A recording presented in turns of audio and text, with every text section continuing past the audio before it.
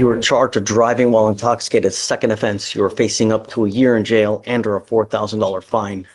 You know, you just heard what I said to this other gentleman here. Life doesn't get easier. It gets a lot more difficult the older you get. And when you start racking up convictions, all you're doing is you're making the life even just more difficult. If you have a drug and alcohol problem, there are ways to address it. But when you endanger other people's lives, you may end up digging a hole that's so deep you'll never crawl your ass out of it. And you'll be stuck like Chuck in custody for the next 40 years. It happens time and again. If you don't believe me, watch the news. Every single day, someone dies from a DWI in our county. Yesterday, a construction worker. Take an Uber. It's extremely easy. They make it so easy that all you literally have to do is push one button. Because I'm going to tell you now, with your history, if you ever get pulled over and an officer smells anything funky, you're going to go down. And this time, it's out of my hands. From now on, you're in felony court. You're 2 to 10 at the penitentiary. Even the faintest smell of alcohol. Do you understand, Mr. Jaggers? Yes, sir. Somehow we have to get through to you.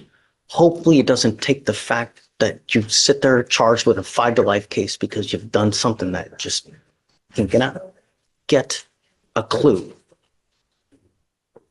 You give up a lot of rights by entering this agreement. You give up the right to a trial, right to compel witnesses to testify on behalf, confront and cross-examine your accusers. If you're not a citizen, there are possible immigration consequences. You can be deported, excluded from the country, denied naturalization under federal law. You give up the right to appeal. Once you plead guilty, these will go on your record. 1 and 1 are 2. 2 plus 1 is 3. A third, you're looking at 2 to 10 at the penitentiary. Do you understand? Sir. The rest of your life. What are you, 32 right now? 31. 31. You're going to be driving for the next 40 years. How do you plead to the offense of second offense driving while intoxicated? I'm going to find you guilty. I'm going to sentence you to 330 days in jail. I'll give you credit for the 113 days that you've done. I am going to suspend your license for 1 year. Do not drive until you get a license. What do you do for a living, Mr. Jaggers?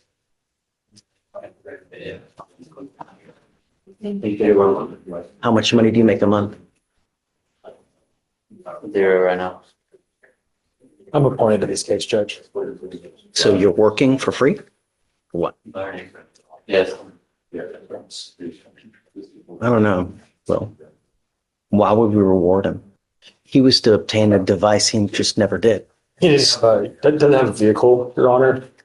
I was notified by pretrial yesterday that there was this BVR. Talked to Mr. Jaggers about it. He didn't have a vehicle, and by his account, that didn't have a vehicle. He didn't know what to do.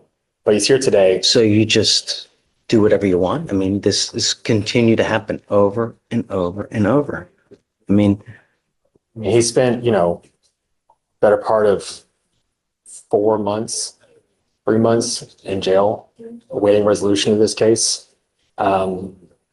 He has done that time, Your Honor. He's working now. I really believe that to help him get better, he needs to put this behind him and get started with a new phase of his life. Mr. Jaggers, I'm going to waive the court costs and I'll waive the DPS fine and surcharge.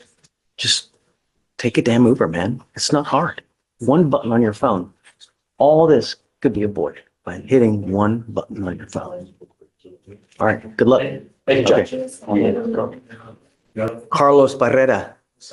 Sir, you're charged with terroristic threat. You are facing up to 6 months in jail and or a $2,000 fine.